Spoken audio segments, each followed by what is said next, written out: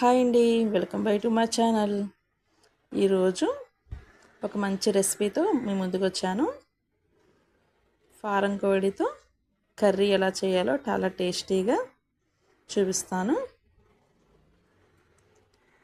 ఈ ఫారం కోడి అచ్చం వండుకుంటే మంచి టేస్టీగా రావాలంటే సింపుల్గా ఎలా చేసుకోవాలో చూద్దాం. ముందుగా 1 కేజీ వరకు చికెన్ తీసుకున్నాను.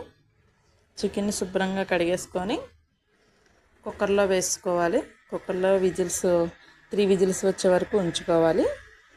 ముక్క కొంచెం గట్టిగా ఉంటుంది కాబట్టి కుక్కర్లో వేసుకుంటే మెత్తగా అవుతుంది. అందుకని కుక్కర్లో పెట్టేస్తున్నాను. 1 గ్లాస్ వాటర్ వేసుకుంటే కొంచెం చిటికెడు పసుపు వేసుకొని మూత పెట్టేసేయాలి. స్టవ్ ఆన్ చేసుకొని 3 విజిల్స్ వచ్చే వరకు ఉంచేద్దాం. ఇది మంచి టేస్టీగా ఉంటుంది. నాటుకోడి కూర తినేంత టేస్టీ వస్తుంది అన్నమాట. ఈ కూర చాలా అంటే చాలా బాగుంటుంది. ముందుగా పాన్ పెట్టుకొని ఆయిల్ వేసుకోవాలి. ఆయిల్ వేడెక్కాక ఒక పెద్ద సైజు 4-5 ఆనియన్స్ తీసుకోవాలి. కేజీ చికెన్ కాబట్టి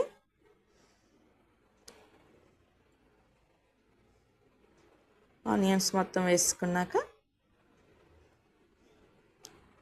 బ్రౌన్ కలర్ వచ్చే వరకు వేగనిచ్చేయాలి.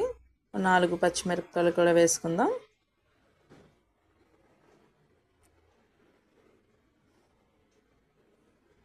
సరే అటు ఇటు కలిపేసుకుని పక్కన పెట్టేసుకుందాం. ఒక మిక్సీ జార్ తీసుకొని వెల్లుల్లిపాయలు, కొంచెం అల్లం, జీలకర్ర 1 స్పూను వేసుకొని మూత పెట్టేసేయాలి.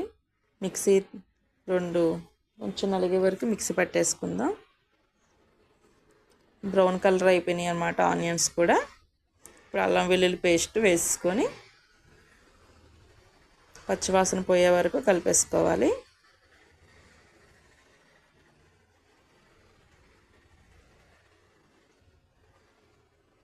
దగ్గరికి అయిపోయాక పచ్చివాసన పోయే వరకు మగ్గిపోయాక కుక్కర్ విజిల్స్ తీసేసి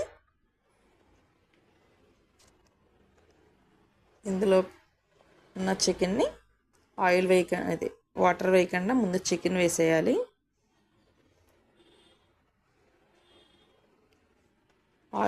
వాటర్ మొత్తం వేస్తే మళ్ళీ ముక్కకి కారం ఉప్పు అనేది పట్టదనమాట. అందుకని ముందు ముక్కలు మొత్తం వేసుకోవాలి.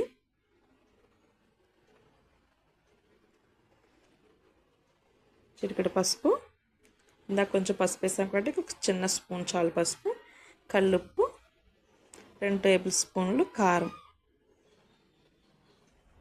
కొంచెం కారం ఎక్కువ వేసుకోవాలండి. వేసుకొని ఒకసారి అటు ఇటు కలిపేసుకుందాం.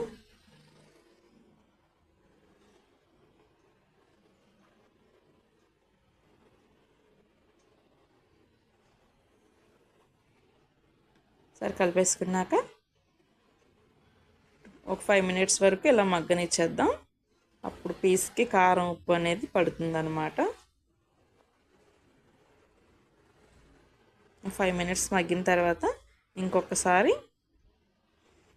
ఒకసారి కలిపేసుకొని మన కుక్కర్లో ఉన్న వాటర్ మొత్తం పోసుకోవాలి. ఈ వాటర్ సరిపోతుందండి. ఎందుకంటే కొంచెం మనం ఇందాకే ఉడికిచ్చేసాం కాబట్టి 90% 10% మట్టుగా ఈ వాటర్తో కుక్ చేస్తే సరిపోతుంది.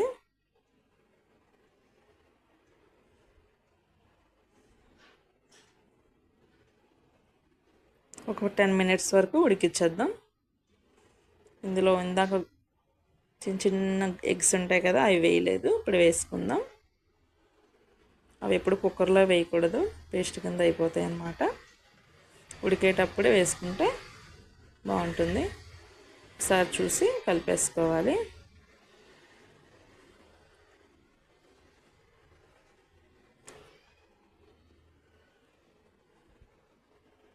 చాలా టేస్టీగా ఉంటుందండి.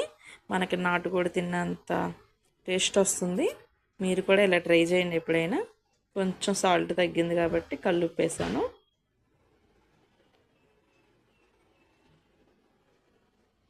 ఆల్మోస్ట్ దగ్గరికి అయిపోయింది అనమాట.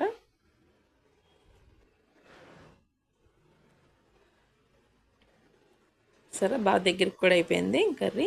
పొడి మసాలా అనమాట. పొడి మసాలా అనేది కొంచెం ధనియాలు, జీలకర్ర, దాల్చిన చెక్క, లవంగం మొత్తం కలిపి చేయించుకుందనమాట పొడి. కొంచెం కొత్తిమీరతో గార్నిష్ చేసుకుంటే చాలా టేస్టీగా ఉండి ఫారం కోడి కర్రీ రెడీ అండి. చాలా సింపుల్గా ఉంటుంది, మనకి చాలా టేస్టీ కూడా ఉంటుంది. మీరు ట్రై చేయండి. నచ్చితే ఒక లైక్ చేయండి ఫ్రెండ్స్. ఒకసారి తిన్నారంటే మళ్ళా మనకి ఇదే ముక్క తినాలనిపిస్తుంది అనమాట, అంత టేస్ట్ ఉంటుంది. ఓకేనండి, చాలా సింపుల్గా అయిపోతుంది కూడా ఈ కర్రీ.